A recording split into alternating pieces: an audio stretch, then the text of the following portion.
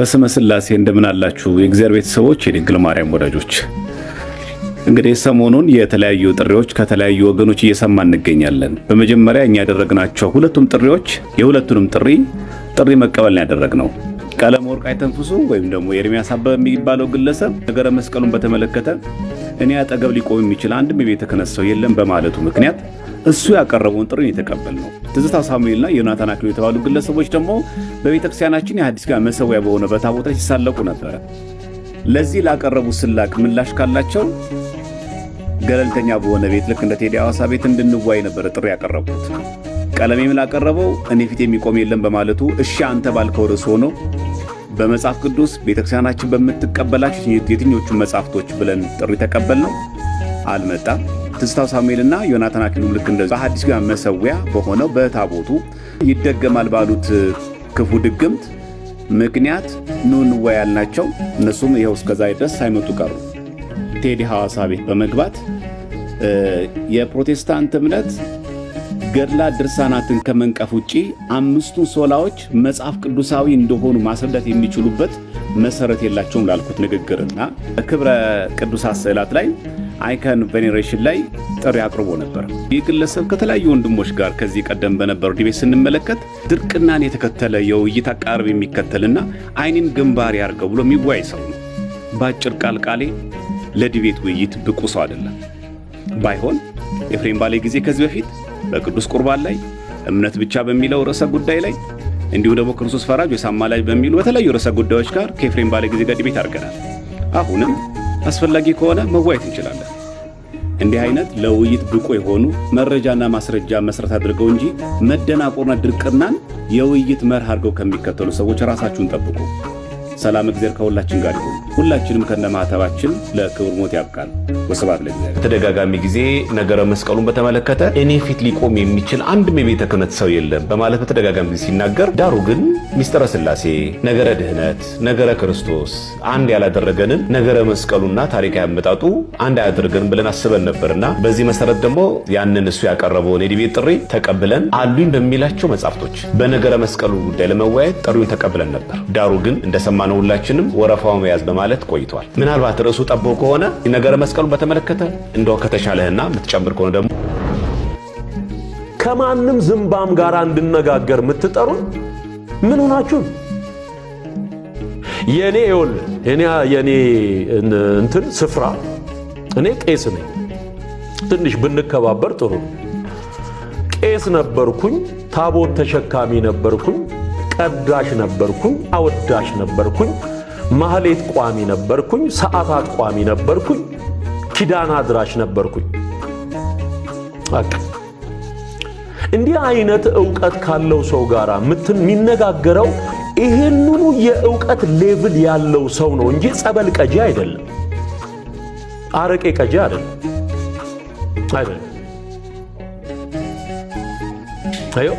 ስለዚህ አራት አይና ሊቃውንት እያሉ አንድ አይን እንኳን ያላበቀል ካንተ ጋር እንዴት ነው የምንነጋገረው?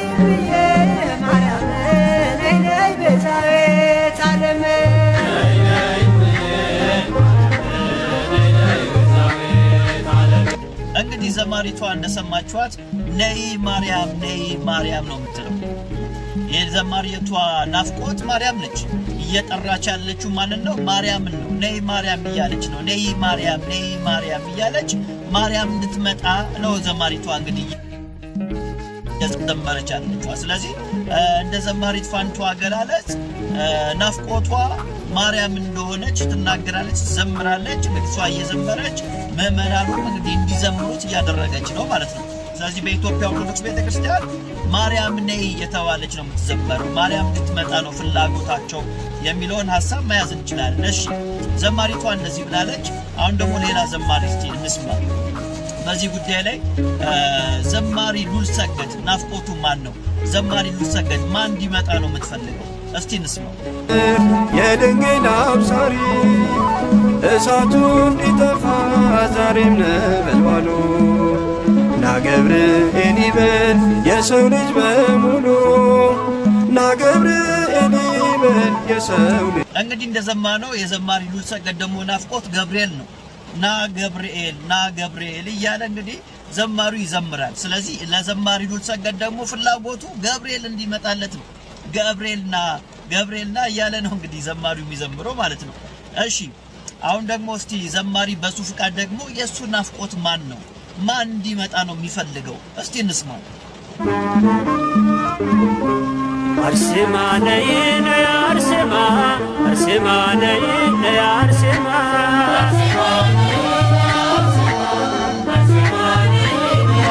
እንግዲህ የዘማሪው ደግሞ የበሱ ፍቃድ ደግሞ ፍላጎት አርሴማ እንድትመጣ ነው። አርሴማ ነይ እያለ ነው ሙሱ የሚዘምረው። እንግዲህ ቢያንስ እነዚህ ሶስት ዘማሪዎች ፍላጎታቸው የተለያየ ነው። አንዷ ማርያምን፣ አንዱ ገብርኤልን፣ አንዱ ደግሞ አርሴማን። ስለዚህ የኢትዮጵያ ኦርቶዶክስ ቤተክርስቲያን ኑ እያለች ነው ማለት ነው። ኑ ምክንያቱም እንግዲህ ሶስት የተለያዩ አካላቶች ነው እየጠሩ ያሉት።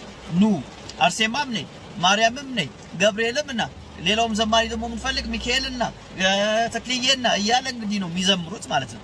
ስለዚህ እንደ ኦርቶዶክስ ቤተክርስቲያን አስተምሮ መሰረት እንግዲህ እነዚህ ዘማሪዎች ዝም ብሎ አይደለም የሚዘምሩት። ከቤተክርስቲያኒቷ ትምህርት የቀዱትን ከሰባኪያኖች የሰሙትን ከተለያዩ መምህራን የሰሙትን ትምህርት ነው እንግዲህ በግጥምና በዜማ አድርጎ የሚዘምሩት። ስለዚህ ቤተክርስቲያኒቷ ኑ ነው እያለች ያለችው። ነይ አርሴማ፣ ና ገብርኤል፣ ና ሚካኤል። ስለዚህ በአጠቃላይ ኑ ተሰብስባችሁ ኑ ነው የሚሉት። የሚጠሩት ፍጡራንን መሆኑን መገንዘብ እንችላለን። መጽሐፍ ቅዱሳችን ግን ማን እንድንጠራ ነው የሚፈልገው የሚለውን ሐሳብ ለማየት እንግዲህ የመጽሐፍ ቅዱሳችን የመጨረሻው ክፍል ዮሐንስ ራእይ የመጨረሻው ምዕራፍ 22 ቁጥር 17 ላይ እንደዚህ ይላል፣ መንፈሱና ሙሽራይቱ ና ይላሉ። የእግዚአብሔር ስም የተመሰገነ ይሁን። መንፈሱና ሙሽራይቱ ና ይላሉ። መንፈስ ቅዱስና ቤተክርስቲያን ና ነው የሚሉት። በሴት አንቀጽ ነይ አይሉ።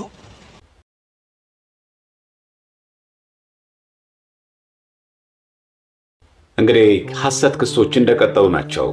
በእርግጥ ከተረፈ አርሳውያንና ከመናፍቃን እንደዚህ አይነት ነገሮች የሚጠበቁ ናቸው። በእውን ግን በመጽሐፍ ቅዱስ ላይ ቅዱሳን የሆኑ ሰዎች፣ አገልጋዮች፣ ነቢያት፣ ሐዋርያት ይህንን ቃላቶች እንደዚህ አይነት መሰል ነገሮች አልተናገሩም በመጽሐፍ ቅዱስ ላይ? አንደኛ በሮሜ መልእክቱ ሐዋርያው ቅዱስ ጳውሎስ በምዕራፍ 1 ቁጥር 11 ላይ እንዲህ ይለናል፣ ትጸኑ ዘንድ መንፈሳዊ ስጦታ እንዳካፍላችሁ ላያችሁ ናፍቃለሁና ይህንንም ማለቴ በመካከላችን ባለች በእናንተና በእኔ እምነት አብረን በእናንተ እንድንጽናና ነው ይላል ሐዋርያው ቅዱስ ጳውሎስ። ላያችሁ ናፍቃለሁ ለምን ይላል? ብርሃነ ዓለም ቅዱስ ጳውሎስ ለማየት የሚናፍቀው ነገር ሳይኖር ቀርቶ ነው? ደግሞስ ጳውሎስ እዛው ላይ በእናንተና በእኔ እምነት አብረን በእናንተ እንድንጽናና ነው ለምን ይላል? የሚጽናናው በማን ሆነና ነው? ለምን ላያቸው ይናፍቃል? ቅዱስ ጳውሎስ ሐራሴ ወንጌል ነው፣ የወንጌል ገበሬ። ሊያየው የሚናፍቀው ማንን ነው? ሁለተኛ ይኸው ሐዋርያ ቅዱስ ጳውሎስ ለጢሞቴዎስ ልጁ በጻፈው መልእክቱ በሁለተኛ ጢሞቴዎስ ምዕራፍ 1 ቁጥር 4 ላይ እንባህን እያሰብኩ ይላል፣ እንባህን እያሰብኩ በደስታ እሞላ ዘንድ ላይህ ናፍቃለሁ ይላል ሐዋርያ ቅዱስ ጳውሎስ።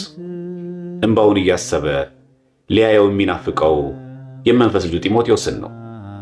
ይሄ ማለት ግን ሊያየው መናፈቁ የሚናፍቁት ሌላ ነው ተብሎ የሚያስተች ነው። ይሄ ቅዱስ ጳውሎስ ለማየት የሚናፍቀው ክርስቶስን አይደለም የመንፈስ ልጁን ጢሞቴዎስን ነው ማለት ነው። ሶስተኛ እግዚአብሔርን ስናመሰግነው ሌሊት ሌሊት እሱን ለማመስገን፣ እሱን ለማወደስ፣ ስሙን ለመቀደስ፣ መንግስቱን ለመውረስ ሁሉ ጊዜ እናመሰግነዋለን ቀን ከሌሊት። ለዚህ ነው ልበ አምላክ ዳዊት በመዝሙር 83 በቅንፍ 84 ቁጥር 2 ላይ ነፍሴ እግዚአብሔርን አደባባዮች ትወዳለች ትናፍቅማለች ይላል። ነቢዩ ኢሳይያስ በምዕራፍ 26 ቁጥር 9 ላይ ፍርድህን በምድር ባደረህክ ጊዜ በዓለም የሚኖሩ ጻድቃን ይማራሉና ነፍሴ በሌሊት ትናፍቅሃለች ይላል። እናመሰግነው ዘንድ እናወድሰው ዘንድ ነፍሳችን በእኩለ ሌሊት እንደ ካህናቱ በማህሌቱ እናመሰግነው ዘንድ በሰዓታቱ ቆመን ስሙን እንጠራው ዘንድ ነፍሳችን ትናፍቃለች። ይህ ለእግዚአብሔር የምናቀርበው ምስጋና ነው። ሐዋርያው ቅዱስ ጳውሎስ ለመንፈስ ልጁ ለጢሞቴዎስም በድጋሚ እንዲህ ብሏል። በአንደኛ ጢሞቴዎስ ምዕራፍ 4 ቁጥር 13 ላይ እስክመጣ ድረስ ይላል ለማንበብና ለመምከር ለማስተማርም ተጠንቀቅ ይላል። እስክመጣ ድረስ ለማንበብና ለመምከር ለማስተማር ተጠንቀቅ። እስክመጣ ድረስ ሲል ጳውሎስ እንዲጠብቀው ፈልጎ ነው የመንፈስ ልጁ ጢሞቴዎስ። ተመልከቱ፣ እስክመጣ ድረስ ለማንበብና ለመምከር ለማስተማር ተጠንቀቅ ማለት እኔ የመንፈስ አባት ጳውሎስ አንተ ዘንድ ጢሞቴዎስ ድረስ እስክመጣ ድረስ የምታስተምረው ነገር ለማንበብ ለመምከርም ለማስተማርም ተጠንቀቃለሁ። እመጣለሁ፣ ጠብቀኝ ማለቱ ነው። እኔም እመጣለሁ አልቀርም ማለቱ ነው። የሚመጣው ጳውሎስ ነው። ተጠንቀቅ ያለው ደግሞ ጳውሎስ ነው። የሚመጣው ደግሞ ወደ ጢሞቴዎስ ነው። ይህ በቅዱሳን ዘንድም ያለ ነው። ይህ ጌታችን መድኃኒታችን ኢየሱስ ክርስቶስ ከተናገሩ ጋር ምንም አይጣረስም። በራእየ ዮሐንስ ምዕራፍ 2 ቁጥር 25 ላይ ነገር ግን እስክመጣ ድረስ ያላችሁን ጠብቁ ይላል። መጽሐፍ ቅዱሳዊ ቃል ነው። ምንም ጥርሰት የለውም። ሐዋርያ ቅዱስ ጳውሎስ ለተሰሎንቄ ለአንደኛ ተሰሎንቄ ምዕራፍ 2 አንደኛ ተሰሎንቄ ምዕራፍ 2 ቁጥር 18 ላይ ወደ እናንተ ልንመጣ ነበርና፣ በአንደኛ ተሰሎንቄ መልእክቱ ሐዋርያ ቅዱስ ጳውሎስ ምዕራፍ 2 ቁጥር 18 ላይ ወደ እናንተ ልንመጣ ወደን ነበርና ይልና እኔ ጳውሎስም አንድና ሁለት ጊዜ ሰይጣን ግን አዘገየን ይላል። ወደን ነበር ይላል ጳውሎስ። የወደደው ወደ ማን ሊመጣ ነው? ወደ ተሰሎንቄ ክርስቲያኖች። ወደ ተሰሎንቄ ክርስቲያኖች ለመምጣት አንዴ ሁለቴ ሞከረ፣ ሰይጣን ግን አዘገየው። ይሄ የቅዱስ ጳውሎስ መልእክት ነው። ቅዱሳንን መናፈቅ በጸሎትም ጭምር ነው። አብዱሊዘሮም ብለን የምንጠራው ሂፖላይተስ የዳንኤልን ትንቢት በተረጎመ ድርሳኑ ላይ ድርሳን 30 እንደዚህ ይላል። ቴልሚ ዩ 3 ቦይስ ይልና ሪሜምበር ሚ ይላል። አብዱሊዘሮም ወይ ደግሞ በእንግሊዝኛ ሂፖላይተስ ኦፍ ሮም ተብሎ የሚጠራው አባት በሐዲስ ኪዳን የነበረ አባት ሲሆን ነገር ግን አስቡኝ እናንተ 3 ደቂቅ 3 እደው ብሎ የሚናገረው ግን በብሉይ ኪዳን ዘመን የነበሩትን በናቡከደነጾር አማካይነት ወደ ሚነደው እሳት የተጣሉትን 3ቱን ሕፃናት ነበር። አስቡኝ ይላል። ወደ ቅዱሳን መጸለይ እንደሚገባም አንዱ ማሳያ ነው። ወገናችን እንደሰማችሁት ነይ የሚል በሴት አንቀጽ የተነገረ ምንም ነገር የለም ሲል ሰምተነዋል። ይህንን ሐሰት ክስ በመጽሐፍ ቅዱስ ማስረጃ እስቲ ትክክል አለመሆኑን እናሳይ። አንደኛ መኃልየ ሰሎሞን ምዕራፍ 2 ቁጥር 10 ላይ ውዴ እንዲህ ብሎ ተናገረኝ፣ ወዳጄ ሆይ ተነሺ፣ ውበቴ ሆይ ነይ ይላል። ውበቴ ሆይ ነይ ያለው ይህን የተናገረው ሰሎሞን ነው። ጥበበኛው ሰሎሞን ከመዝሙራት ሁሉ የሚበልጥ የሰሎሞን መዝሙር መኃልየ ሰሎሞን ምዕራፍ 2 ቁጥር 10 ላይ የምናገኘው ቃል ተነሺ ውበቴ ሆይ ነይ ያለ። ለጊዜው ተነሺ ውበቴ ሆይ ነይ ያላት ቤተ እስራኤልን ነው። ከባቢሎን ወጥተሽ ወደ ኢየሩሳሌም ነይ ሲል ነው። ለፍጻሜው ግን ቤተ ክርስቲያን ሆይ ከገሃነም ከሲኦል ወጥተሽ ወደ መንግሥተ ሰማያት ነይ ለማለቱ ምሳሌ ነው። ታዲያ ነይ የሚል ቃል የለምን? ሁለተኛ መኃልየ ሰሎሞን ምዕራፍ 4 ቁጥር 8 ላይ ሙሽራዬ ሆይ ከሊባኖስ ከኔ ጋር ነይ ይላል። ከሊባኖስ ከኔ ጋር ነይ ይላል። በድጋሚ ፍጻሜው ለእመቤታችን ነው። ነይ የሚል የለምን መጽሐፍ ቅዱስ ላይ? ይህ ብቻ አይደለም። በአይሁድ ታልሙድ ላይ ሰንበት ልክ እንደ ረቂቃን አካላት በሰውኛ ዘይቤ ፐርሰኒፊኬሽን ሲናገራት እንሰማለን። አይሁድ ታልሙድ ላይም በጥንታዊ ታልሙድ የተለመደ ንግግር ነው። እንዲህ ይላል፣ ረቢ ሐኒና ይላል። በሰንበት ዋዜማ ፀሐይ በምትገባበት ጊዜ እንዲህ አለ፣ ኑ ንግሥት ሰንበትን እንቀበላት ዘንድ እንሂድ፣ ሙሽራዬ ሆይ ነይ፣ ሙሽራዬ ሆይ ነይ ይላል። ይሄ የአይሁድ ታልሙድ ነው። ባቢሎናውያን ታልሙድ ፔጅ 588 ላይ እናገኘዋለን። እንኳን እመቤታችንን ሰንበትን በአይሁድ ታልሙድ ላይ በጥንት ዘመንም የተጻፈ ሰውኛ ዘይቤ ነው። ነይ ነይ ይላታል። ይሄ ማለት ግን የክርስቲያኖች ሰንበት እሁድ ወደኛ ነይ ብሎ የተናገራትን ቃል የሚጥስ ነውን? በፍጹም አይደለም።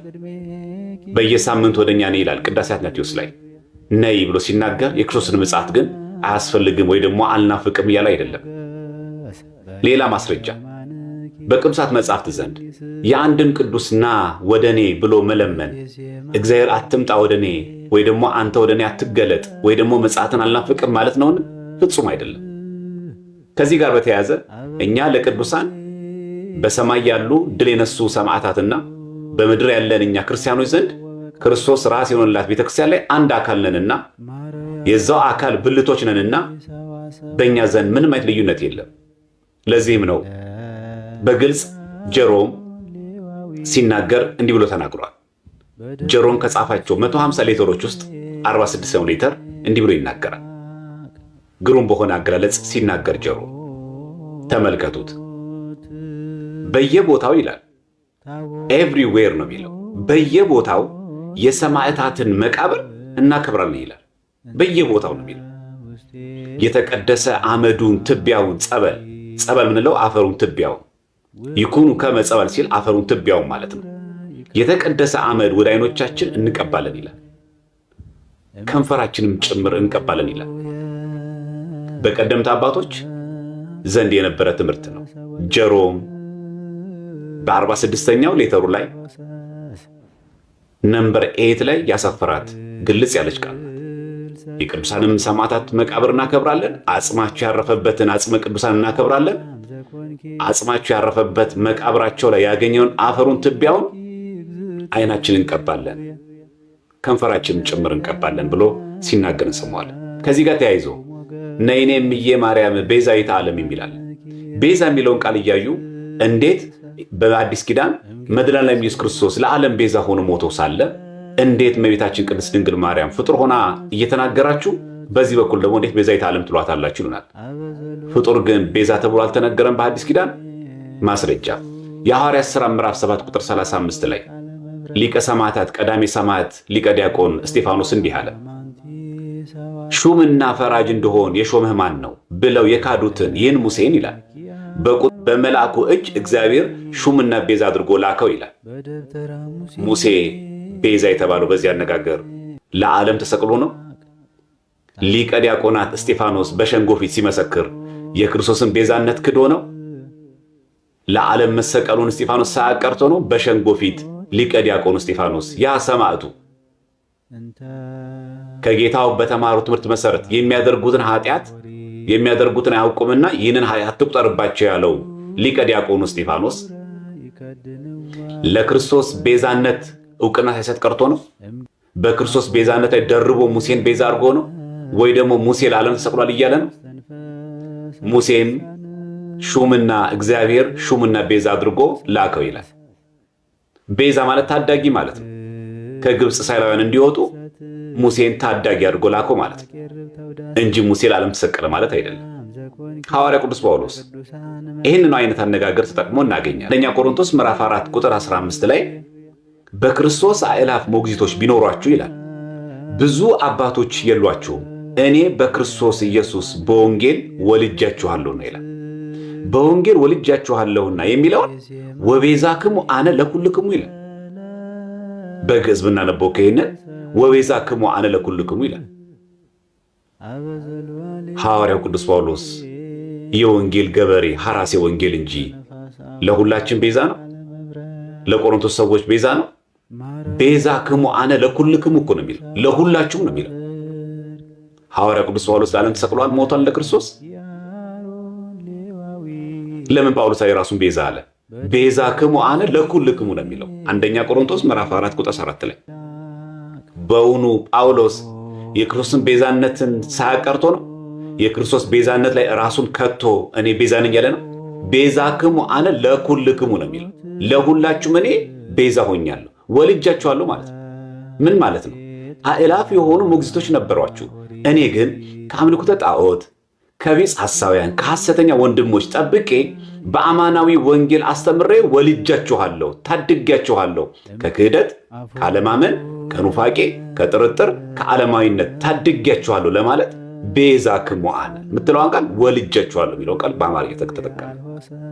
ቤዛክሙ አነ ስለሚል ግን አይ ለዓለም የተሰቀለው መድኃኒዓለም ኢየሱስ ክርስቶስ ሳይሆን ቅዱስ ጳውሎስ ማለት አይደለም። በፍጹም እንደዛ ሊሆንም አይችልም። የቅዱስ ጳውሎስ አነጋገር ነው።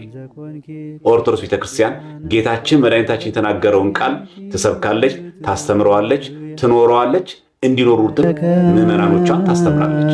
መጨረሻችን ያሳምርልን። ቤዛዊተ ዓለም ነሽና የሁላችንም ቤዛዊት የሆነች እመቤታችን ቅድስት ድንግል ማርያም ከልጇ ከወዳጇ ታማልደን። ወስብሐት ለእግዚአብሔር። ተቀበልኩት፣ ሰረዘው። ሁልጊዜ ለውይይት በምንጠራ ሰዓት ላይ ውይይቱን ለማደናቀፍ ሁልጊዜም አንተ ጋር ምክንያቶች አሉ። ወንድሞች ከኛ ጋር ተወያይቷል። አንተ ግን ሁሌ ውይይት በጠራን ሰዓት ላይ ና እንወያይ ባልን ሰዓት ላይ ሁልጊዜም የሆነ ምክንያት ደርድረ ከውይይቱ ወደ ኋላ ትላለህና የድል ቤት ጥሪ አቅርበውልኝ አክሊል አቀረበልኝ፣ ተቀበልኩት፣ ሰረዘው። ኤርሚ በየትኛውም ርዕስ አይፈራም እኮ ጥሩታሽ ጥሩትን ንገሩትና በኮ ውስጥ ይግባ። ይሁን እዚሁ እንደገባው ነው የምገባው። ለሱ ዝግጅት ራሱ አያስፈልግም። እውነቱን ለመናገር ምንም የተለየ ጥናትም የተለየ ዝግጅትም አያስፈልግም። ያው ሂዱ ንገሩት። ቤት ነኝ በኮ ውስጥ የድህነት ትምህርት ላይ የክርስትና ማዕከል የሆነው የድህነት ትምህርት ላይ ለመወያየት ካበቃው ምናልባት የተወሰነ ገንዘብ እኔ ልቀጣል። ኦኬ፣ እሱ ደግሞ አውሮፓ ነው ያለው። እንዴት አድርገን እንቀጣለን? ከዚህ ወደዛ አይመጣውም። ግፍ ነው የሚሆንብን። በቃ ዝም ብላችሁ ጠሩት። ልደተ ቃል አቀረበልኝ፣ ተቀበልኩት፣ ሰረዘው። እውነቱን ሰው እንዲያውቀው ስለምፈልግ አመት ሆኖታል ይሄ ውይይት። ቅዱስ መስቀሉ ክቡር መስቀሉ ተብሎ የሚወራ የሚነገር ምንም ነገር የለም። ክቡር መስቀል ቅዱስ መስቀል ብሎ ነገር የለም ስትል ምን አደረግኩኝ እኔ? ያንን ቪዲዮ አወጣውና መሀል ላይ ምን ብዬ ጠየኩ?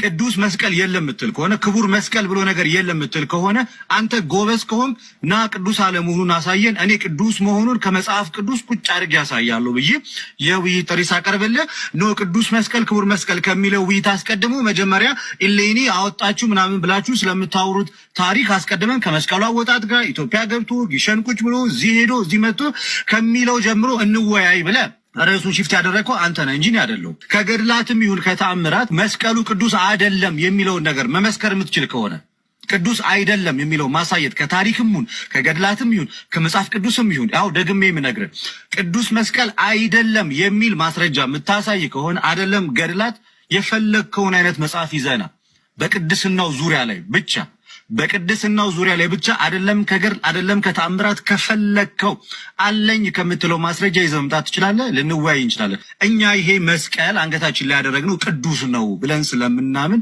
ቅዱስ አይደለም ብለን የምትሞግተን ከሆነ ናና እንወያይ ነው ያለው። እናንተ መስቀልን ትቃወማላችሁ ብለው ሲሉ ነበር። ምልክቱን አይደለም እንቃወመው፣ ምልክቱን አንቃወም። ምልክቱን ለምን እንቃወመዋለን? በመስቀል ላይ ጌታችን ኢየሱስ ክርስቶስ ሞቷል ብለን ስለምናምን ክርስቲያኖች ስለሆንን በየቤተ ክርስቲያናችን መድረኮች ላይ እንደዚሁም ደግሞ በቤተ ክርስቲያናችን ጉልላት አናትም ላይ ሁሉ ጭምር ኤርሚያስ አበበ የተባለው ሰው በተደጋጋሚ ጊዜ ነገረ መስቀሉን በተመለከተ እኔ ፊት ሊቆም የሚችል አንድም የቤተ ክህነት ሰው የለም በማለት በተደጋጋሚ ጊዜ ሲናገር፣ ዳሩ ግን ሚስጥረ ሥላሴ፣ ነገረ ድህነት፣ ነገረ ክርስቶስ አንድ ያላደረገንን ነገረ መስቀሉና ታሪካዊ አመጣጡ አንድ አያደርገንም ብለን አስበን ነበርና በዚህ መሰረት ደግሞ ያንን እሱ ያቀረበውን የዲቤት ጥሪ ተቀብለን አሉኝ በሚላቸው መጻፍቶች በነገረ መስቀሉ ጉዳይ ለመወያየት ጥሪውን ተቀብለን ነበር። ዳሩ ግን እንደሰማነው ሁላችንም ወረፋው መያዝ በማለት ቆይቷል። ምናልባት ርዕሱ ጠቦ ከሆነ ነገረ መስቀሉን በተመለከተ እንደው ከተሻለህና የምትጨምር ከሆነ ደግሞ ተቀበልኩት፣ ሰረዘው። እኔ ቄስ ኦርቶዶክስ ከማንም ዝምባም ጋር እንድነጋገር የምትጠሩኝ ምን ሆናችሁ? የኔ እንትን ስፍራ እኔ ቄስ ነኝ። ትንሽ ብንከባበር ጥሩ ነው። ቄስ ነበርኩኝ፣ ታቦት ተሸካሚ ነበርኩኝ፣ ቀዳሽ ነበርኩኝ፣ አወዳሽ ነበርኩኝ፣ ማህሌት ቋሚ ነበርኩኝ፣ ሰዓታት ቋሚ ነበርኩኝ፣ ኪዳን አድራሽ ነበርኩኝ። እንዲህ አይነት ዕውቀት ካለው ሰው ጋር የሚነጋገረው ይሄንኑ የዕውቀት ሌቭል ያለው ሰው ነው እንጂ ጸበል ቀጂ አይደለም፣ አረቄ ቀጂ አይደለም።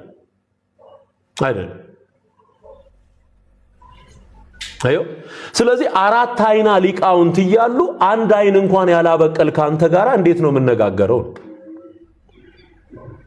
ገና አንድ አይን አልበቀለልህ። በስመ ሥላሴ እንደምን አላችሁ የእግዚአብሔር ቤተሰቦች፣ የድንግል ማርያም ወዳጆች። እንግዲህ ሰሞኑን የተለያዩ ጥሪዎች ከተለያዩ ወገኖች እየሰማን እንገኛለን። በመጀመሪያ እኛ ያደረግናቸው ሁለቱም ጥሪዎች የሁለቱንም ጥሪ መቀበልን ያደረግነው ቀለም ወርቅ አይተንፍሱ ወይም ደግሞ ኤርሚያስ አበበ የሚባለው ግለሰብ ነገረ መስቀሉን በተመለከተ እኔ አጠገብ ሊቆም የሚችል አንድም የቤተ ክህነት ሰው የለም በማለቱ ምክንያት እሱ ያቀረበውን ጥሪ የተቀበልነው። ትዝታው ሳሙኤልና ዮናታን አክሊሉ የተባሉ ግለሰቦች ደግሞ በቤተክርስቲያናችን የሐዲስ ኪዳን መሰዊያ በሆነ በታቦት ላይ ሲሳለቁ ነበረ። ለዚህ ላቀረቡ ስላቅ ምላሽ ካላቸው ገለልተኛ በሆነ ቤት ልክ እንደ ቴዲ አዋሳ ቤት እንድንዋይ ነበር ጥሪ ያቀረብኩት። ቀለሜም ላቀረበው እኔ ፊት የሚቆም የለም በማለቱ እሺ አንተ ባልከው ርዕስ ሆኖ በመጽሐፍ ቅዱስ ቤተክርስቲያናችን በምትቀበላቸው የትኞቹ መጽሐፍቶች ብለን ጥሪ ተቀበልነው። አልመጣም። ትዝታው ሳሙኤልና ዮናታን አክሊሉም ልክ እንደዚህ በሐዲስ ኪዳን መሰዊያ በሆነው በታቦቱ ይደገማል ባሉት ክፉ ድግምት ምክንያት ኑ እንወያይ ያልናቸው እነሱም ይኸው እስከዛሬ ድረስ ሳይመጡ ቀሩ። ቴዲ ሐዋሳ ቤት በመግባት የፕሮቴስታንት እምነት ገድላ ድርሳናትን ከመንቀፍ ውጪ አምስቱን ሶላዎች መጽሐፍ ቅዱሳዊ እንደሆኑ ማስረዳት የሚችሉበት መሰረት የላቸውም ላልኩት ንግግርና ክብረ ቅዱሳት ስዕላት ላይ አይከን ቬኔሬሽን ላይ ጥሪ አቅርቦ ነበር። ይህ ግለሰብ ከተለያዩ ወንድሞች ጋር ከዚህ ቀደም በነበረው ዲቤት ስንመለከት ድርቅናን የተከተለ የውይይት አቃርብ የሚከተልና አይንን ግንባር ያርገው ብሎ የሚዋይ ሰው ነው። በአጭር ቃሌ ለዲቤት ውይይት ብቁ ሰው አይደለም። ባይሆን ኤፍሬም ባለ ጊዜ ከዚህ በፊት በቅዱስ ቁርባን ላይ እምነት ብቻ በሚለው ርዕሰ ጉዳይ ላይ እንዲሁም ደግሞ ክርስቶስ ፈራጅ ወይ አማላጅ በሚሉ በተለያዩ ርዕሰ ጉዳዮች ጋር ከኤፍሬም ባለ ጊዜ ጋር ዲቤት አድርገናል። አሁንም አስፈላጊ ከሆነ መዋየት እንችላለን። እንዲህ አይነት ለውይይት ብቁ የሆኑ መረጃና ማስረጃ መሰረት አድርገው እንጂ መደናቆርና ድርቅናን የውይይት መርህ አድርገው ከሚከተሉ ሰዎች ራሳችሁን ጠብቁ። ሰላም እግዚአብሔር ከሁላችን ጋር ይሁን። ሁላችንም ከነማህተባችን ለክብር ሞት ያብቃን።